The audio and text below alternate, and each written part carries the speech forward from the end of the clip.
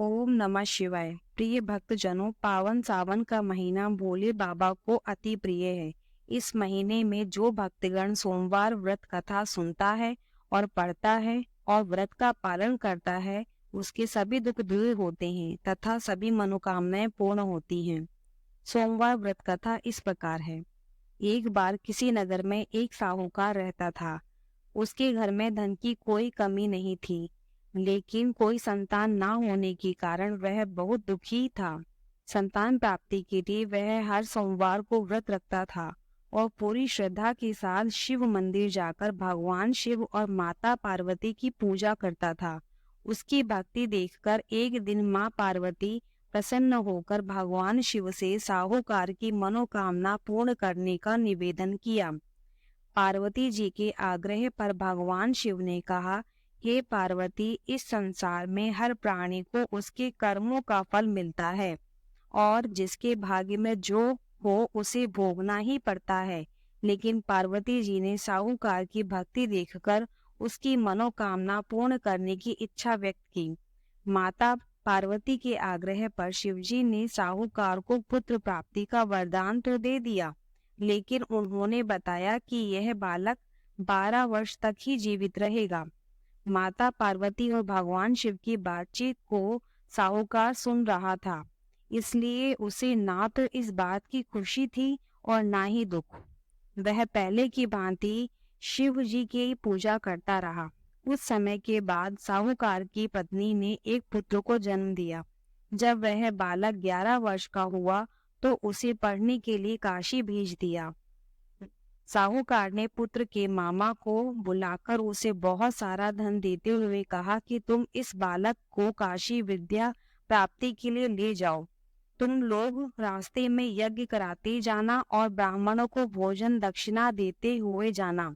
दोनों मामा भांजे इसी तरह यज्ञ कराते और ब्राह्मणों को दान दक्षिणा देते काशी नगरी निकल पड़े। इस दौरान रात में एक नगर पड़ा, जहां नगर के राजा की कन्या का विवाह था। लेकिन जिस राजकुमार से उसका विवाह होने वाला था, वह एक आंख से काना था। राजकुमार के पिता ने अपने पुत्र के काने होने की बात को छिपाने के लिए सोचा, क्यों ना उसने साहूकार के पुत्र को दूल्हा बनाकर राजकुमारी से विवाह करा दूं। विवाह के बाद इसको धन देकर विदा कर दूंगा और राजकुमारी को अपने नगर ले जाऊंगा। लड़के को दूल्हे के वस्त्र पहनाकर राजकुमारी से विवाह करा दिया गया।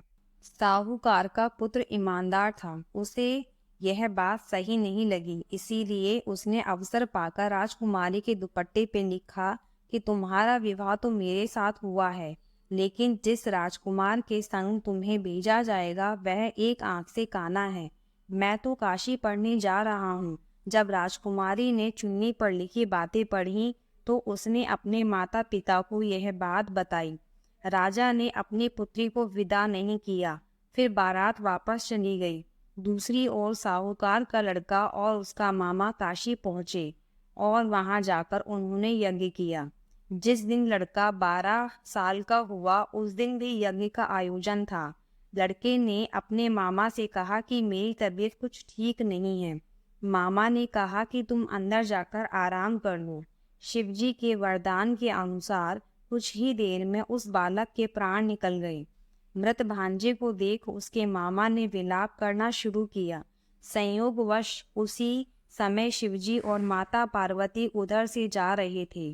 पार्वती माता ने भोलेनाथ से कहा, स्वामी, मुझे इसके रोने का स्वर सहन नहीं हो रहा। आप इस व्यक्ति के कष्ट को अवश्य दूर करें। जब शिवजी मृत बालक के समीप गए तो वह बोले कि यह उसी साहूकार का पुत्र है जिसे मैंने 12 वर्ष की आयु का वरदान दिया था।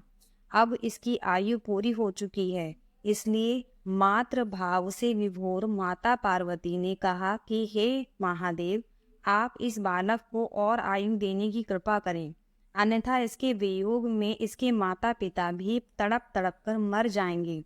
माता पार्वती के पुनः आग्रह पर भगवान शिव ने उसे लड़के को जीवित होने का वरदान दिया। शिवजी की कृपा से वह लड़का जीवित हो गया। शिक्षा पूरी करके लड़का मामा के साथ अपने नगर की ओर वापस चल दिया। दोनों चलते हुए उसी नगर में पहुंचे जहां उसका विवाह हुआ था। उस नगर में भी उन्होंने यज्ञ का आयोजन किया। उस लड़के के ससुर ने उसे पहचान लिया और महल में ले जाकर उसकी खातिरदारी की और अपनी पुत्री को विदा किया। इधर साहूकार और उसकी पत्नी भूखे प्यासे रहकर बेटे की प्रतीक्षा कर रहे थे। उन्होंने प्रण कर रखा था कि यदि उन्हें अपने बेटे की मृत्यु का समाचार मिला तो वह भी प्राण त्याग देंगे। परंतु अपने बेटे के जीवित होने का समाचार पाकर वह बेहद प्रसन्न हुए।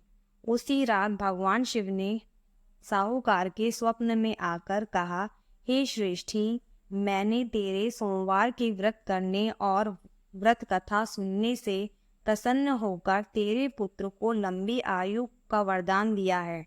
इसीलिए जो कोई सोमवार व्रत करता है या कथा सुनता है और पढ़ता है, उसके सभी दुख दूर होते हैं और सभी मनोकामनाएं पूर्ण होती हैं। ओम नमः शिवाय।